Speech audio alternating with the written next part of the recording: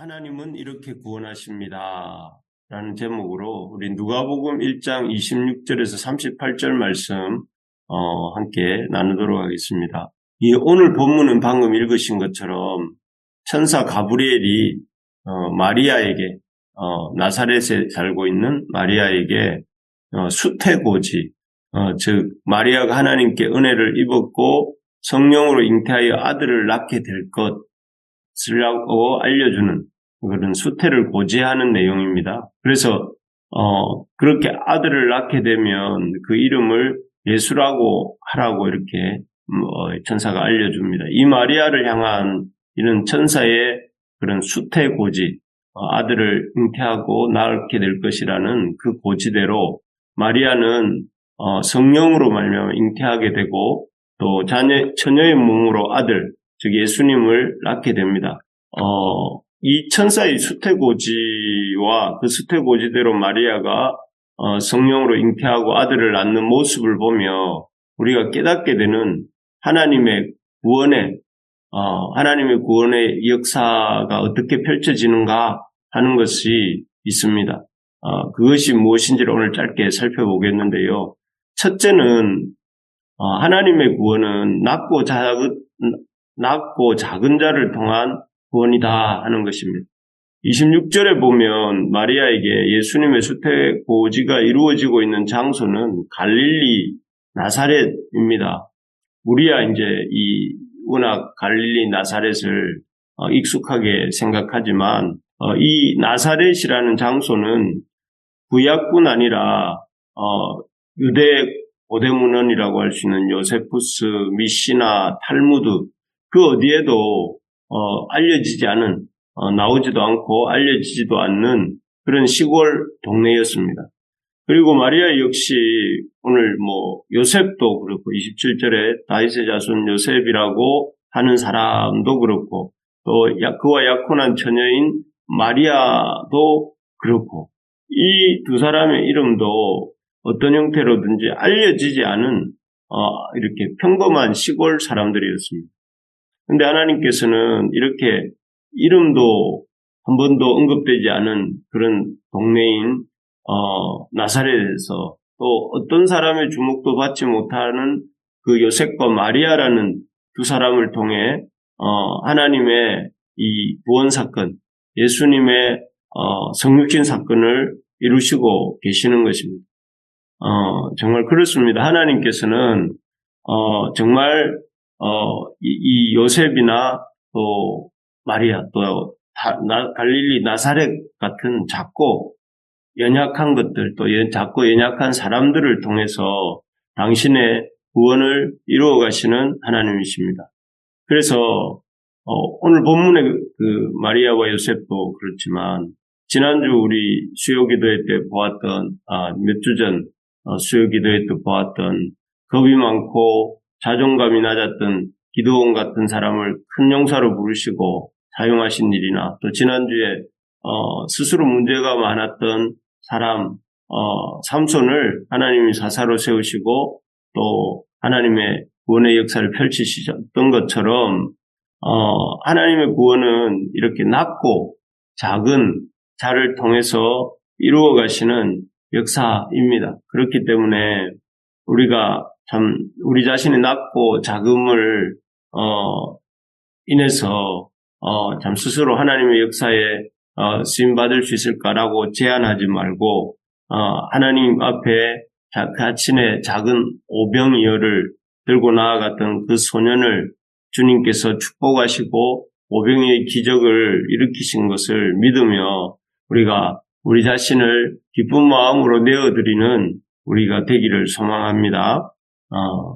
그렇습니다. 두 번째로 보면 마리아가 성령으로 잉태하고 아들을 낳는 모습을 통해 깨닫게 되는 하나님의 구원은 낮고 작은 자를 통한 구원이실 뿐 아니라 불가능한 방법을 통해서 구원을 이루신다 하는 것입니다.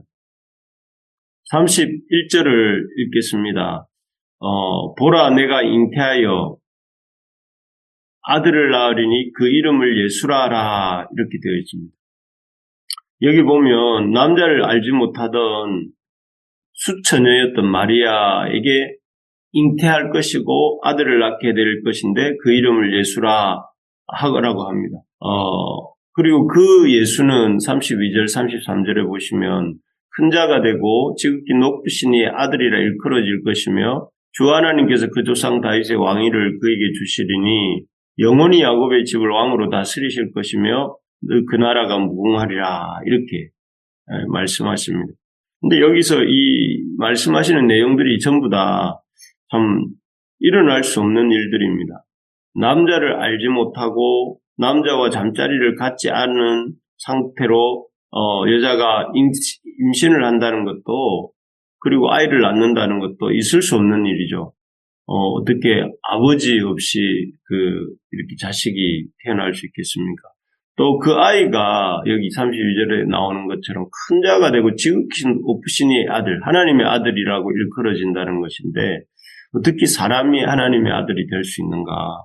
그리고 또 게다가 그가 이렇게 조상 다윗의 왕위를 받게 되고 또 그 나라가 지금 이스라엘이 나라가 없어진 지가 수백 년이 지났는데 그 수백 년이나 지난 나라가 다시 세워지는 것도 불가능한 일이고 또 영원히 무궁하다는 것도 이렇게 있을 수 없는 일입니다. 그런데 참 그런 일들을 이 마리아에게 그 천사가 이렇게 알려주었는데요. 이 내용들이 사실 그대로 또 일어납니다. 아들을 잉태하여서 아들을 낳게 되었고요. 또 그리고 그가 그를 통해서 이 땅에서 사시는 동안 하나님의 아들이라 일컬음을 받으셨고 돌아가실 때도 하나님의 아들이라고 일컬음을 받으셨고 마지막에 부활하시고 승천하심으로 하나님의 아들이 되셨습니다. 그래서 이 말씀도 성취가 되었고 또 그분께서 우리 주님께서 세우신 하나님의 나라가 이루신 그 하나님 나라가 지금도 우리 가운데 역동하고 있지 않습니까? 그래서 이 모든 것들이 하나님이 말씀하시는 이 모든 것들이 천사를 통해 말씀하신 이 모든 것들이 이루어진 것을 보게 됩니다. 그래서 이런 것들을 통해서 우리는 하나님께서는 인간적으로 불가능해 보이는 방법을 통해서라도 당신의 놀라운 구원을 이루시는 분이시구나 하는 것을 깨닫게 됩니다. 참으로 하나님은 참 불가능을 가능으로 만드시는 그래서 역사하실 수 있는 하나님이십니다. 우리 삶에 참 불가능할 것 같이 보이는 문제들이 많습니다.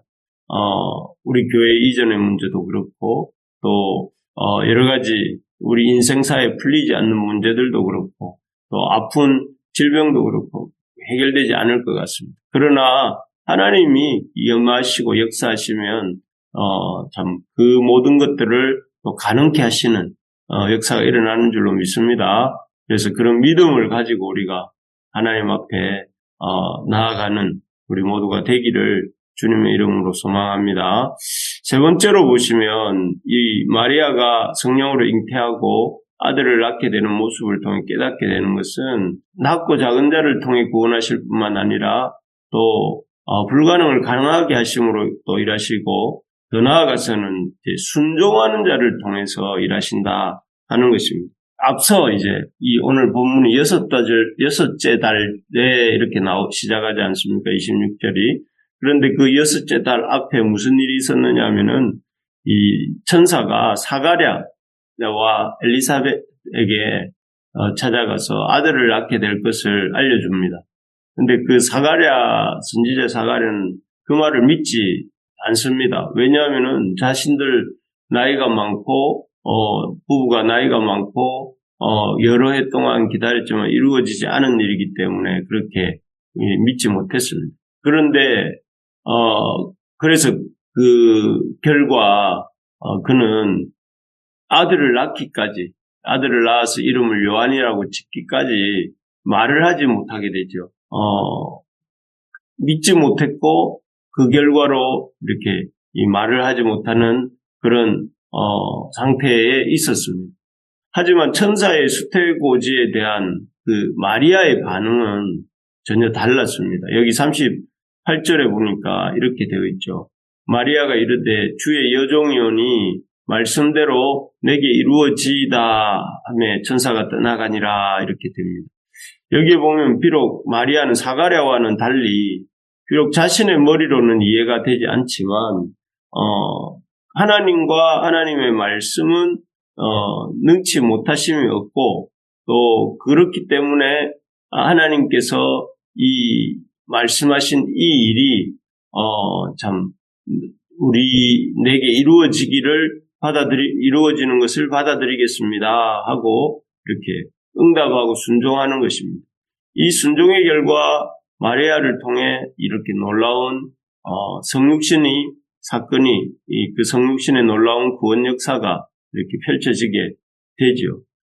결국 물론 이 하나님의 역사는 바로 이런 믿음의 순종을 통하여 일어나는 역사입니다. 그래서 비록 이해가 가지 않고 우리가 믿음으로 이해가 가지 않고 참 잘 받아들이기가 어려운 일들이 있을 때에 우리가 우리의 생각과 우리의 기준에서 판단하지 말고 주님의 이런 성경 기록된 말씀에 나타났던 수많은 역사들을 우리가 기억하면서 그런 주님의 말씀이라 할지라도 믿음으로 순종하는 우리가 될 수 있기를 간절히 소망합니다. 그래서 하나님 말씀하신다면 그 뜻대로 이루어질 것을 믿고 믿음으로 순종해 나가는 저와 여러분들이 될 때에 우리를 통한 하나님의 구원의 역사가 또 놀랍게 펼쳐질 줄로 믿습니다.